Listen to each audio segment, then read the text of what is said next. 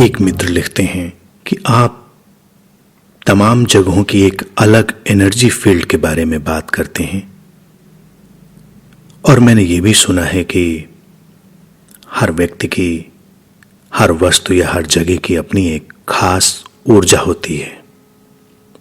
उनकी एक अलग तरह की वाइब्रेशंस होती हैं, उसमें कुछ अलग अनुभव छुपा हुआ होता है।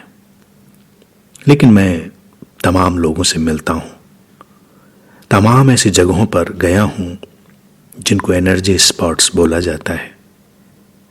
तमाम ऐसे लोगों से मिला हूँ जो बहुत ही पहुँचे हुए माने जाते हैं, लेकिन मुझे तो कभी कोई बहुत अलग सा एहसास नहीं हुआ। मुझे कुछ पता नहीं चला कि कहीं पर कोई अंतर है। मुझे सब एक जैसा लगता है।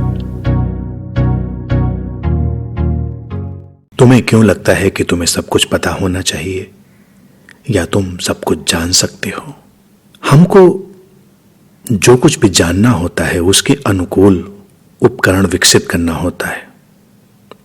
अगर तुम्हारे पास ठीक उपकरण नहीं है,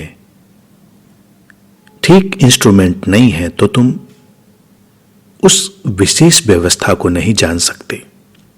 और जब सूक्ष्म जगत की बात हो तो हमारे शरीर मन को एक खास व्यवस्था में विकसित होना होता है। उसकी संवेदनशीलता को एक खास ढंग से विकसित करना होता है, तभी उन्हें जाना जा सकना संभव होता है। अन्यथा तुम्हारे लिए बहुत मुश्किल होगा। अब तुम दिल की धड़कन नापना चाहते हो और तुम थर्मामीटर लेकर उसे देखने की कोशिश करो तो तुम्हारी पकड़ में कुछ नहीं आएगा। तुम कहोगे कि मेरे थर्मामीटर में तो कुछ होता ही नहीं। इसी तरह से तुम अपना शरीर का तापमान देखना चाहते हो, टेम्परेचर चेक करना चाहते हो, और जिस इंस्ट्रूमेंट से, जिस टूल से दिल की धड़कनें नापते हैं, तुम उससे अपने शरीर का तापमान नापने लगोगे तो तुम कहोगे कि इसमें तो कुछ पता नहीं चलता। तुम अंधेरे में देखना चाहते हो तो तुम्हारे पास इंफ्रारेड इंस्ट्रूमेंट होना चाहिए, और अगर तुम्हारे पास इंफ्रारेड कैमरा है तो तुम अंधेरे में शूट कर सकते हो, अंधेरे में फोटोग्राफ कर सकते हो। तुम इंफ्रारेड ग्लासेस पहनकर अंधेरे में देख सकते हो, और तब तुम्हें उस वक्त से बड़ा अंतर जान पड़ेगा जब तुम इंफ्रारेड के परिचय में नहीं थे। लेकिन जब तुम्हारे पास वो इंस्ट्रूमेंट नहीं था तब भी वहां कुछ देखा जा सकता था। तुम्हारे पास ठीक ठीक व्यवस्था का होना जरूरी है, और सबसे महत्वपूर्ण चीज ये है कि हमेशा खुले हुए और ग्रहणशील बने रहने की कोशिश।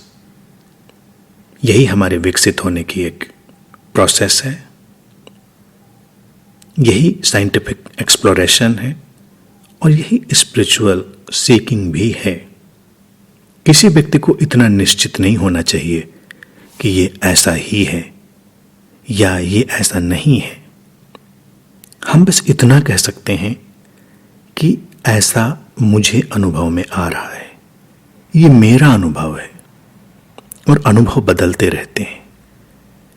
हमारी समझ के बदलने के साथ, हमारी संवेदनशीलता के बदलने के साथ हमारे अनुभवों की श्रृंखला भी बदलती चली जाती है।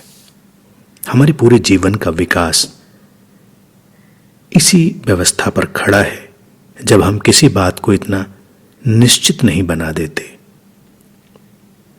हम बस अनिश्चितता की एक प्रज्ञा में जीते हैं और थोड़ी गुंजाइश रखते हैं कि हो सकता है मुझे जो चीज नहीं पता चल रही है जरूरी नहीं कि वो ना हो। अगर किसी को पता चल रही है, कुछ लोगों को पता चल रही है, तो हमें उसे एक्सप्लोर करना होगा। सूक्ष्म जगत की जब बात आती है तो बहुत सारे लोग ऐसी ही प्रतिक्रिया करते हैं, क्योंकि हम अभी ऐसे कुछ इंस्ट्रूमेंट नहीं बना पाए हैं जिनसे उन एनर्जी स्पॉट्स को या उस खास तरह की वाइब्रेशन को पहचाना जा सके, उसको चेक किया जा सके। लेकिन धीरे धीरे विकास हो रहा है। तमाम ऐसे टूल, तमाम ऐसे इंस्ट्रूमेंट विकसित किए जा रहे हैं जिनसे पता लगाया जा सकता है। तो कोई भी जजमेंट अपने अंदर ना रखें, प्रतीक्षा करें और जो कुछ भी आज का ऑब्जर्वेशन है, आज का अनुभव है, उसको उतना ही माने।